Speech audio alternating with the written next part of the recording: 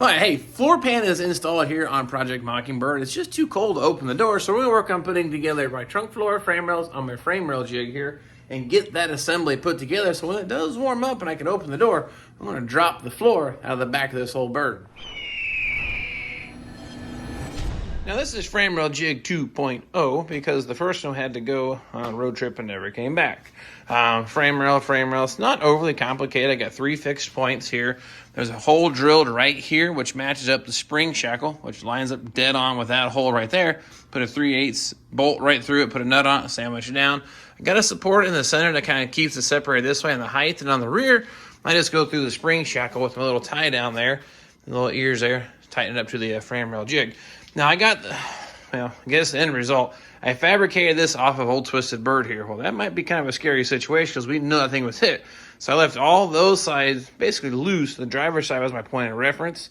Now what I've done then is I laid the frame rails on here. Been working on it using the tape measure and getting it all squared up and operational. So I don't really have a template or a design or way to say, hey, let me send you these bits and pieces, show you how to make your own.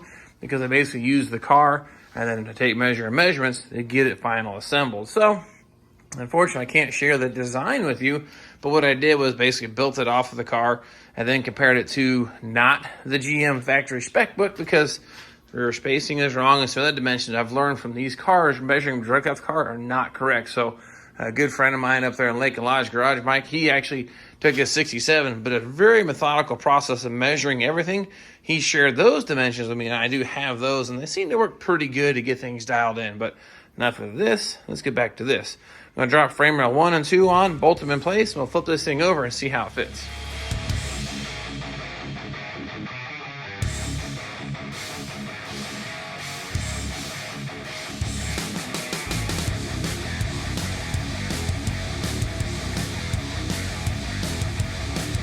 So after several minutes of fiddling with this, and you can see I cut things back apart, move things around, because again, I built it off of that and then a spec sheet, but I really wanted to dial this thing in nice and even. So I can share some numbers with you and what I did in case you wanted to try to even just assemble the frame rail and frame rails and the trunk floor on just the floor of your garage.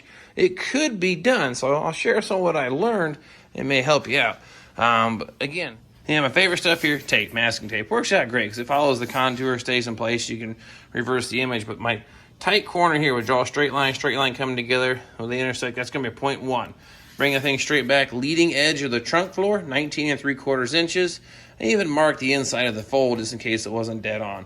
And I flipped it over to the other side, lines up great. So tape is cheap, easy to use. That's what I'll show you, 19 3/4 inches, leading edge of the trunk floor. Now, something else you want to do, you see my little marks here? That is the center of the trunk floor. That's my imaginary center line on this whole car. I've been trying to, keep everything square and straight because we know it got hit hard, but I wanted this as a point of reference. You see 17, well, from right here to the inside edge of this frame rail, 17 inches. Bam, did the same thing on the other side. Now, to find the center line of the trunk floor, that might be a little bit tricky. These edges aren't always true from shipping, so you might try it in a couple places and then verify that is nice and centered on the leading edge. Now, I did the same thing back there on the back to help get the frame rails nice and centered. And something else I've always had a little trouble with here, this is a big C-clamp's going to be your friend, getting this piece of that frame rail. It never wants to tuck up like it's supposed to. It always kind of hangs out kind of high. Got a little bit of a gap in here, so I'll work on getting that pulled down, but I think for the purpose it's looking pretty good. And I had to cut these things loose on this one. I think that car was a little more twisted than I thought, but now that I've got everything positioned and I like it, I'm going to burn that into place. So future reference, let me bang these frame rails and trunk floors out a lot quicker. Now back here in the back, a couple things I want to share with you. Now, do the same thing I said. I found the center line back here in the back, which happens to be here. Then I can go from here to the frame rails and make sure the frame rails are spaced the same. And then, even then on the front, I use the masking tape. Back here in the back, we can just use a real good old-fashioned tape measure. We can measure the depth of the frame. Now that frame rail going right up to the floor. So about 2 1/4 or 2 3/16 inches. Now I come to this side, I think it was 2 1/4. So I'm off by a 1/16 of an inch, but I think I can live with that. Yeah. So you get the idea. So about 2 1/4 where that frame rail here, the end of the frame rail to the back of the trunk floor, about 2¼ inches. That gets you pretty close. I'm within my 1/8 inch tolerance and spec. Like I said, then again, we've got these all tied down here in the back. Got the clamps into place. So next thing for me, just screw this thing all together with my nuts and bolts and self-tapping screws, get everything pulled in super tight, and then start welding it in. Then we can cut the trunk floor out of the Mockingbird and get this installed. Oh, yeah, one more thing.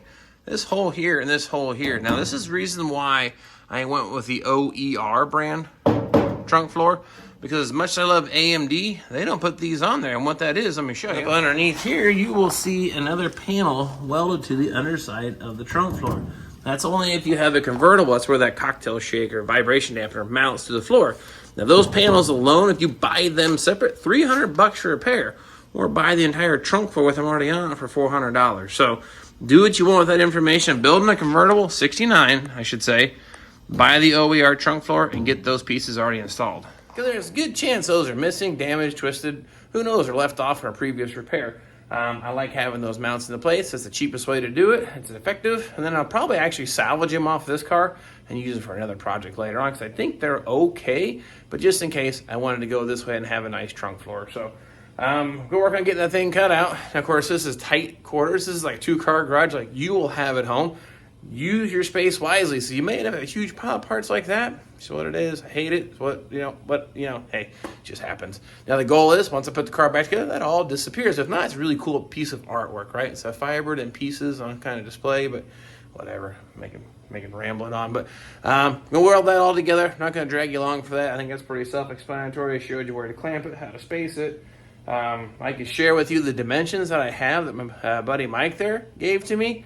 And then try to fabricate your own frame rail jig, but you gotta do some geometry, check your corners, opposite corners, spacing, and then you can finally get this thing lined up. But I don't know if it's worth building a frame rail jig for one car. I plan to do this car, my dad's car, and I have a Firebird 400 that I still need to use that for. So to me, it was worth buying it. But you can assemble that trunk pan and frame rails without a frame rail jig. I used to do cars that way prior to the Great Pumpkin. That's just how I did it. But it just takes a little longer, sort of. But now that I've got a frame rail jig this time, and next time it'll go a whole lot quicker. But if I was only doing one off, it could be done. Check out my buddy Louie's channel, First Generation Garage. He has done a 68 Firebird himself. Same thing, no frame rail jig. Made it happen. So I appreciate you following me on the journey of the Mockingbird. Bring this thing back to life. I'll work on getting that done. And I'll grab the camera. I'll cut that trunk out. I'll show you how to do it the quick and easy way, or the VVG way, would like to say. And I hope to see you guys then.